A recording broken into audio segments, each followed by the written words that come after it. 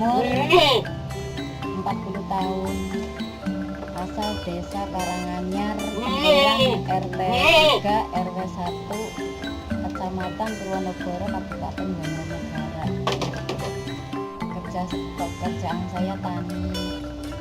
Saya ngurus kambing. Saya nggak punya lahan, tapi cuma sedikit. Pekerjaan saya buruh tani.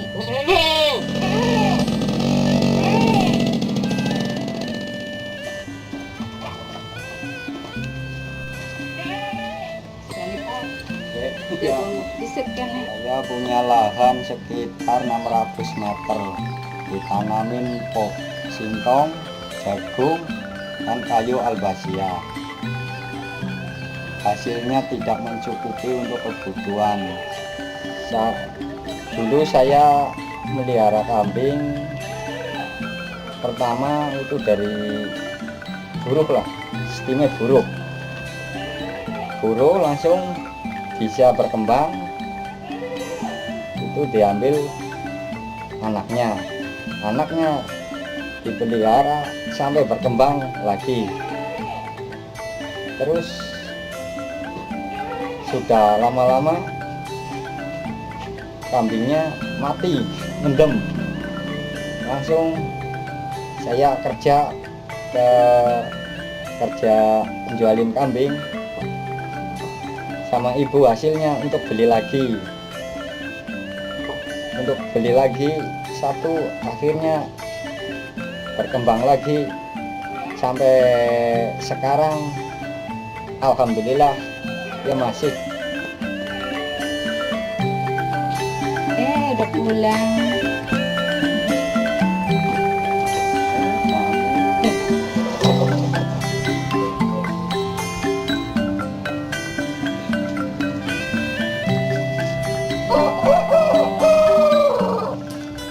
Berasal dari beras organik buat bikin mendoan, bikin gorengan.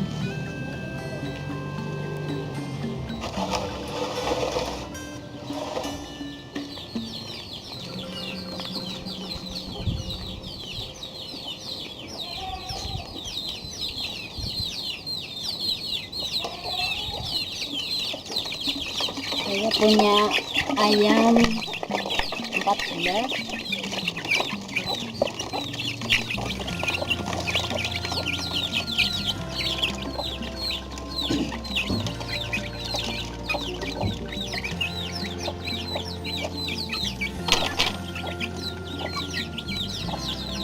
Ini yang tadi biasa kasih makan, ini cuma berapa?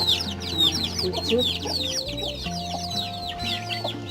Ini kalau besar saya jual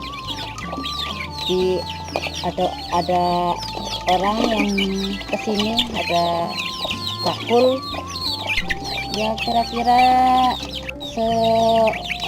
setengah tahun, 6 bulan kira-kira ayamnya harganya kira-kira 30.000.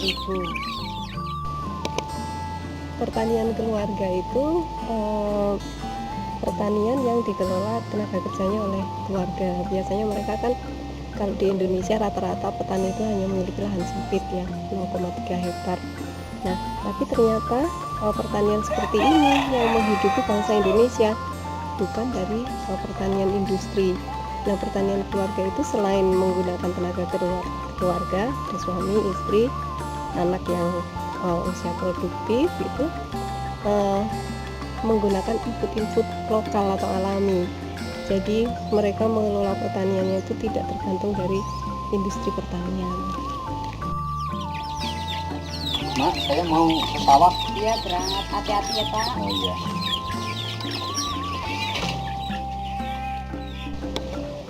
Nah, karena namanya pertanian keluarga, jadi setiap anggota keluarga yang terlibat di dalam pertanian itu diakui, ada pengakuan.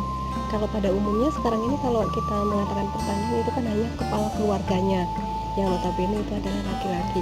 Tapi kalau pertanian keluarga itu ada peran laki-laki atau suami, peran perempuan atau istri, dan anak-anak perempuan yang ikut terlibat di dalam pertanian juga diakui ada peran dan fungsinya masing-masing.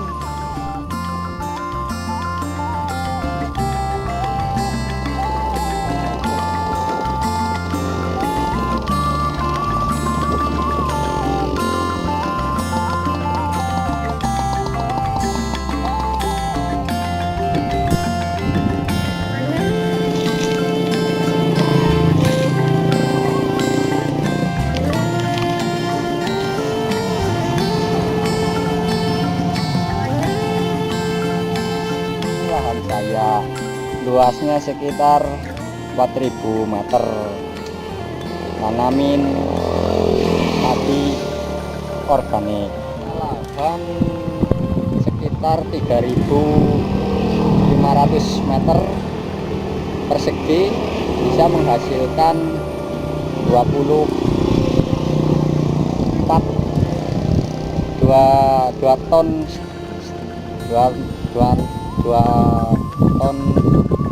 4 kintal. Itu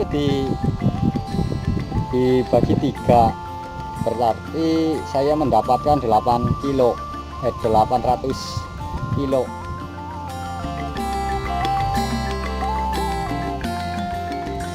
Saya berharap dari pertanian organik ini bisa untuk membantu anak saya yang lagi sekolah, dan bisa untuk menghidupi keluarga.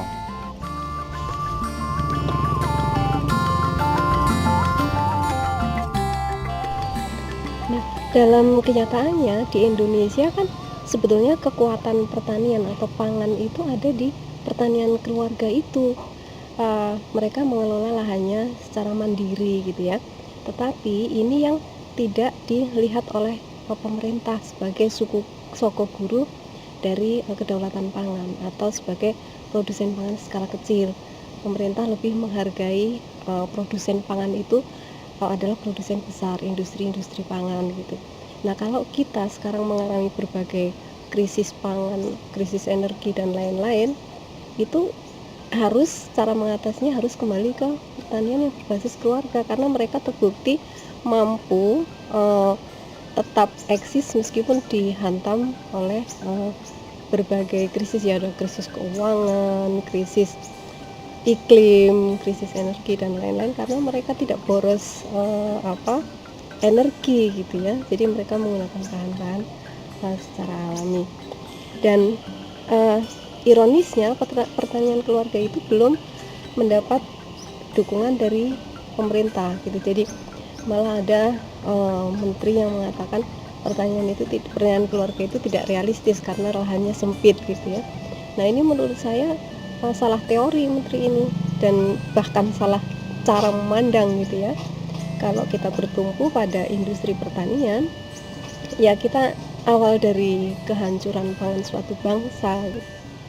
Kalau kita kembali sebagai agraris, negara agraris, ya kita harus kembali pada memperkuat pertanian keluarga, karena di situ ada pemberdayaan perempuan di dalam produksi, distribusi dan konsumsi pangan. Perempuan itu kan dari sejarahnya mereka adalah sebagai penjaga pangan dunia. Mereka tidak hanya memproduksi barang yang namanya pangan, tetapi bagaimana mereka memproduksi itu juga ada spiritualitasnya, bahwa sebagai makhluk dia harus menjaga keberlangsungan ciptaan Tuhan. Nah, yang dipandang oleh mainstream pengambil kebijakan, memproduksi pangan itu direduksi menjadi memproduksi benda, memproduksi beras, memproduksi ketela, jagung dan lain-lain. Tidak dipandang sebagai bagaimana ini menjaga kelangsungan hidup makhluk. Jadi ada distorsi tentang istilah pangan ya, misalnya padi, jagung, singkong dan lain-lain, sorghum gitu, itu hanya dipandang sebagai benda, bukan dipandang sebagai makhluk ciptaan Tuhan. Nah, ini saya kira kesalahan besar ini terletak pada modernisasi pertanian melalui revolusi hijau itu ya.